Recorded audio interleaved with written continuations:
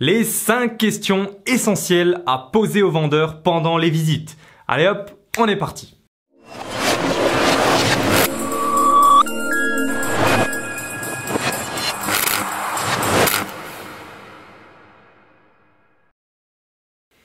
Bonjour les investisseurs efficaces, je suis Franck Nochel, investisseur immobilier, propriétaire de plusieurs biens et surtout créateur du site immomillion.com où j'aide les gens motivés à faire partie des investisseurs efficaces, c'est-à-dire qui gagnent réellement de l'argent avec l'immobilier.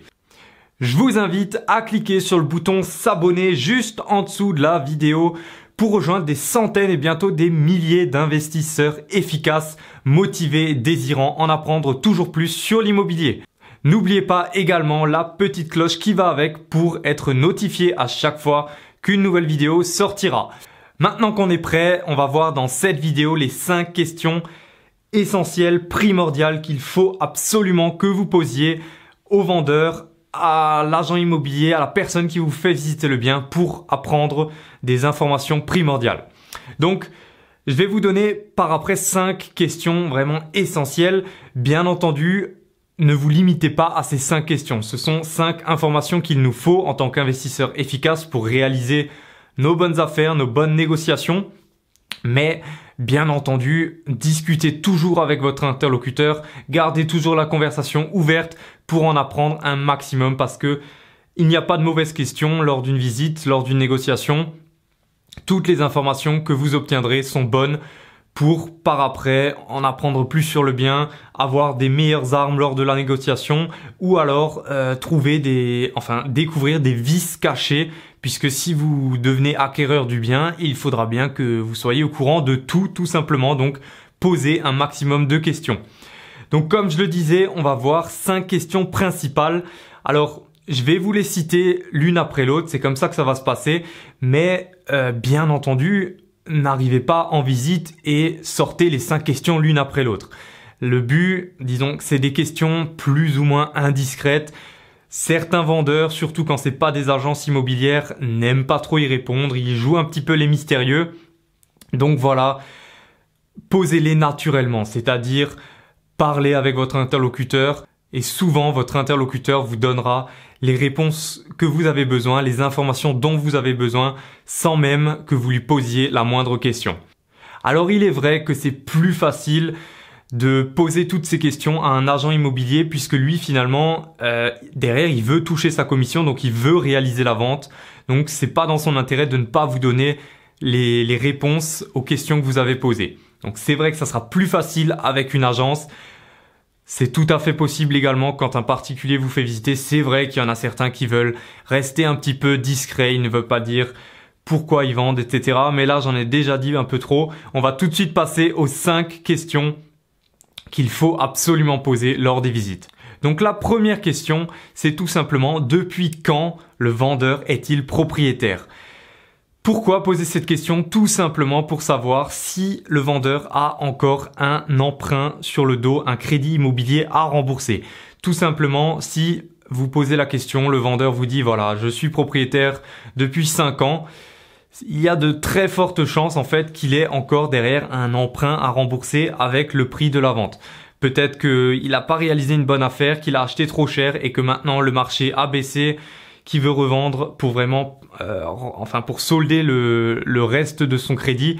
Donc dans ce cas-là, c'est un peu un mauvais signe puisque vous ne pourrez tout simplement pas bien négocier à la baisse le bien immobilier. Par contre, si le vendeur vous dit voilà, je suis propriétaire depuis 25 ans, là, il y a de fortes chances qu'il ait acheté, il a acheté donc il y a 25 ans, quand les prix de l'immobilier étaient en général bien plus bas, il n'a plus de crédit sur le dos, c'est-à-dire qu'il est ouvert aux négociations en général.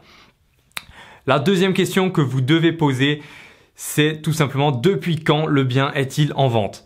Alors, bien entendu, ne posez pas les questions telles quelles. Posez-les naturellement, encore une fois. Mais cette question, à quoi elle vous sert? Tout simplement à savoir si vous pouvez faire une offre agressive immédiatement ou pas. Alors, ça dépend des situations en fonction de si le vendeur est pressé ou pas. Mais très souvent, quand il vient de mettre son annonce en ligne, quand l'agence vient de mettre l'agence en ligne, ils prennent à peine les premières visites. Peut-être que vous êtes même le premier à visiter. Si vous faites tout de suite une offre à 40% en dessous du prix, il y a de très petites chances qu'elle soit acceptée puisque il y aura encore d'autres visites derrière et peut-être d'autres offres derrière. En général, quand un vendeur vient de mettre son annonce, il est plutôt en confiance.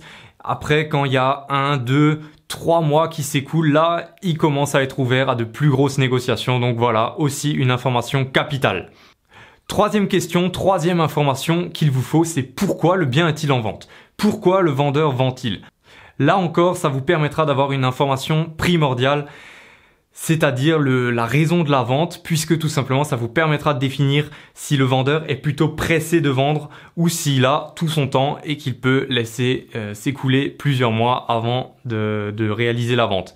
Donc, en général, quand c'est un divorce, un déménagement à l'étranger, quand le vendeur veut se débarrasser rapidement de son bien, là, la négociation est beaucoup plus facile puisqu'il veut que ça se fasse vite. Admettons que vous avez un déménagement à l'étranger, quelqu'un qui part pendant 3 ans à l'étranger, il n'a plus le temps de gérer son bien, il ne veut pas le donner à une agence, donc il s'occupe de le vendre. Si son départ est prévu dans 5 mois, il veut que la vente soit faite avant son départ, donc avant les 5 mois. Donc là, très bonne opportunité pour négocier. Ce qui marche aussi bien, c'est donc les divorces, les déménagements à l'étranger, éventuellement les héritages. Souvent, quand une personne décède, qu'elle est propriétaire du bien, ça va aux héritiers. Les héritiers n'ont pas envie de s'embêter à gérer le bien, donc ils le mettent en vente pour en tirer du cash immédiatement. Quatrième question que vous devez poser, combien y a-t-il de vendeurs? Alors là aussi, c'est une information très importante. Ça vous permettra de tout simplement de définir avec combien de personnes vous devez négocier. C'est-à-dire combien de personnes vous devez convaincre. Là, en général, plus il y a de vendeurs et plus c'est difficile de faire passer une offre puisqu'elle doit être acceptée par plusieurs personnes. Donc ça vous permet aussi de savoir où vous allez mettre votre offre. C'est par exemple le cas, comme je le disais juste avant, lors d'un décès, lors d'un héritage. Admettons que un parent meurt, 4 enfants, à ce moment-là, c'est les 4 enfants qui deviennent propriétaires à part égale. Donc, sachant que chacun touchera la même part en général du bien immobilier, donc voilà. Il faut avoir ça en compte, c'est pour ça que cette question est primordiale. Cinquième question, y a-t-il déjà eu des offres d'achat? Ça paraît logique, mais c'est une question qu'il faut poser puisque tout simplement, s'il y a déjà eu une offre d'achat, admettons sur un bien à 150 000 euros, admettons qu'il y a eu une offre à 120 000 euros, ça sert à rien que vous veniez et que vous proposiez 100 000 euros, il vous faudra au minimum proposer les 120 000 euros. Donc là, ça paraît logique, mais je préfère le dire puisque voilà, il faut être au courant de ça pour ne pas se faire refouler d'entrée, on va dire. Voilà, c'était les 5 questions qu'il faut absolument que vous posiez lors des visites. Encore une fois, toutes les questions sont bonnes, donc n'hésitez pas, gardez toujours la conversation ouverte avec votre interlocuteur, soyez joyeux et parlez-lui comme si vous parliez à un ami. Très souvent, il sera même heureux de parler avec vous et de vous communiquer toutes les informations. Parfois, il ne le fera pas exprès et c'est tant mieux pour vous. Voilà, si vous avez aimé cette petite vidéo, je vous invite à mettre un petit pouce bleu et surtout à la partager avec vos amis, investisseurs, votre famille, que ça pourrait intéresser. Voilà, c'est toujours bon d'avoir des conseils de ce genre. Maintenant, pour ceux qui voudraient réellement faire un pas en plus dans l'immobilier, je propose en ce moment une formation entièrement offerte de 2 heures. Donc c'est une formation vidéo sur 4 jours qui regroupe mes 101 meilleurs conseils en immobilier. Donc c'est vraiment mes meilleurs conseils, c'est ceux que je donnerais à un membre de ma famille, à mon meilleur ami, voilà. Donc on verra ensemble notamment comment définir un objectif. Cette étape, qui est vraiment la toute première étape, est très peu abordée malheureusement. Nous verrons comment négocier un bien, nous verrons comment obtenir à coup sûr son crédit immobilier et beaucoup d'autres choses encore.